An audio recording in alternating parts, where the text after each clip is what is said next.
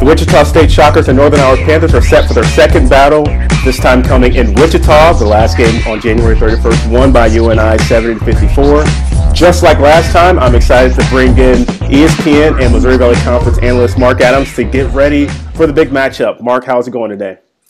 Derek, I'm so excited to be there on Saturday. Several years ago when Missouri State won the regular season championship, I was in Springfield when they beat Wichita State, and it was just a wonderful experience. Then you look at Doug McDermott several years ago when he went for 41 to win the Valley Championship again against Wichita State in that particular game.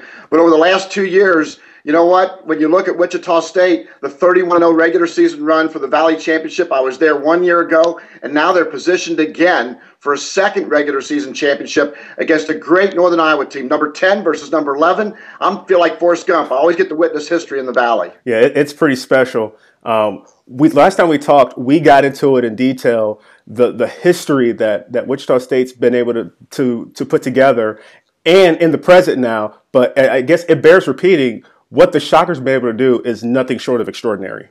When you start comparing yourself to Kansas, Duke, and Kentucky, then Wichita State fans, you are in high cotton. You're in Takale Cotton territory right now.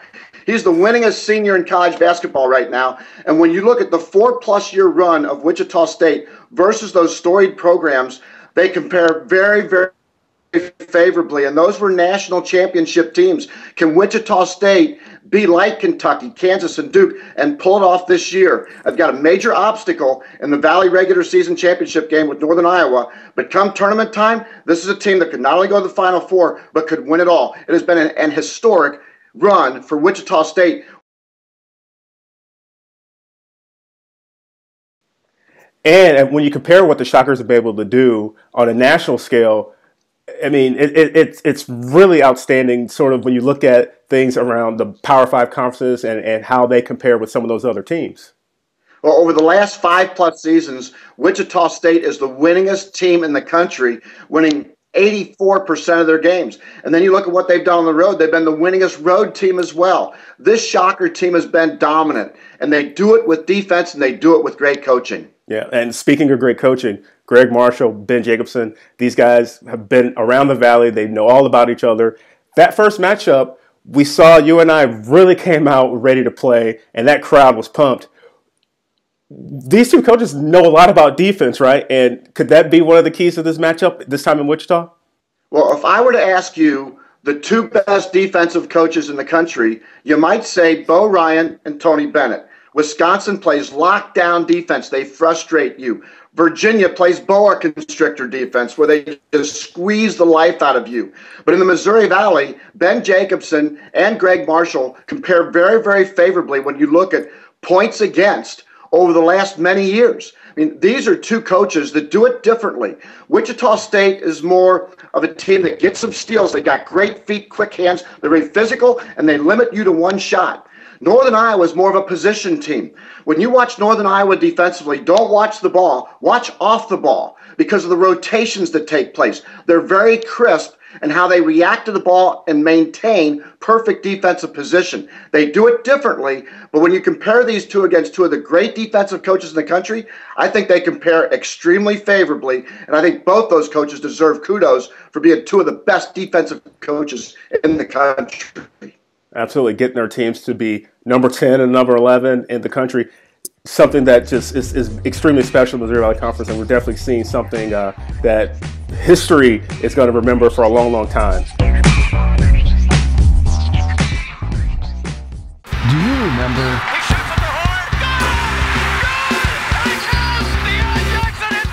Do you remember? Southern celebrates its third NCAA tournament appearance in the last 3 years. Celebrate 25 years of Arch Madness.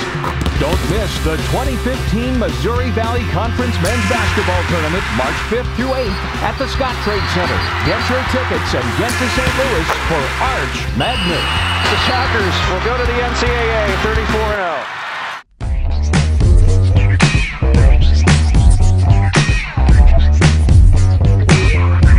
Hope you folks have your tickets for Arch Madness. It's going to be very, very special, March 5 through 8, celebrating the 25th year of the tournament in St. Louis.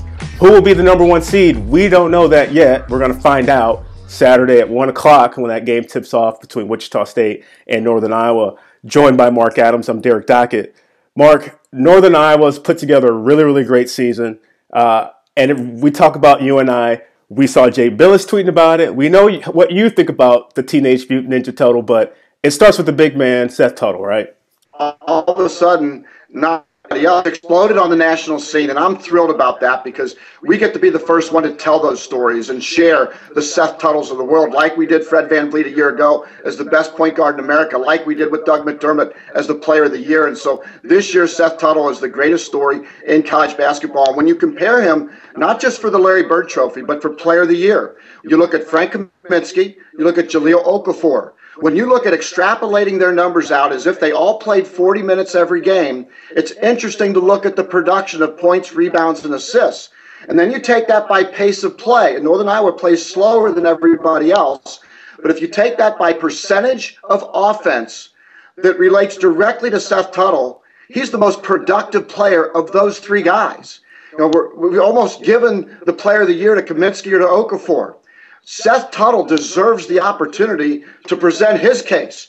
And, Your Honor, I believe that Seth Tuttle is the guy that should win the National Player of the Year. The numbers don't lie. We shouldn't discriminate just because Northern Iowa plays slower than those teams. In fact, he has been the most productive guy in the country. He shoots the ball from three. He distributes. He puts the ball on the floor. He draws contact. He gets to the line. When you look at Northern Iowa's all-time stats in free throws made, field goals made, rebounds, field goal percentage, he's in the top 5, 6, or 7 in every one year. And this season, he has been, in a word, special. Absolutely, absolutely. And he's got a great supporting cast around him. In our NBC TV network game, Evansville and Northern Iowa the other night, there was a graphic on the screen that showed that the three-point opportunities for Northern Iowa around Seth Tuttle, it's really extraordinary what those guys coming off the bench and the guys around Seth Tuttle have been able to put together, giving that team some really, really good depth. Well, Seth is a mutant because he does get other people involved. But Northern Iowa has some mutations as well. We could have a whole bunch of mutant turtles on that team.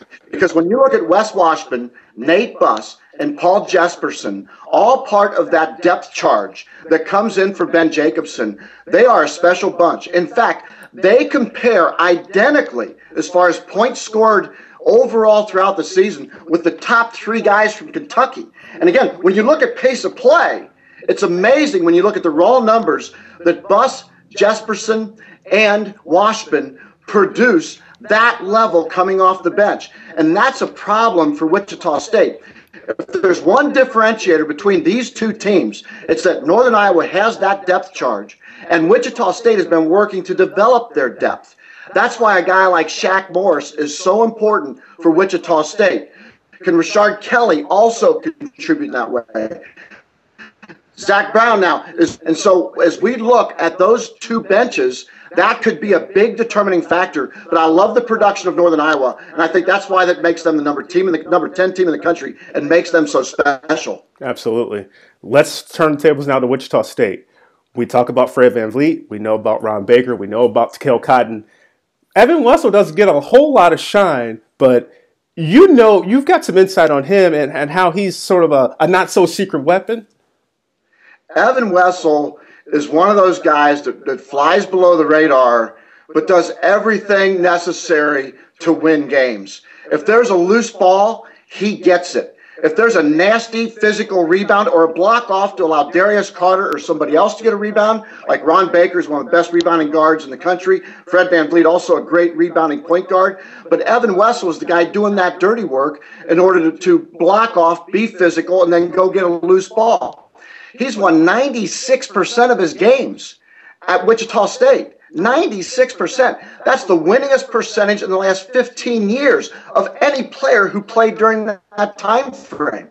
Evan Wessel does the little things that every coach just wants and needs in order to win. He's a great teammate.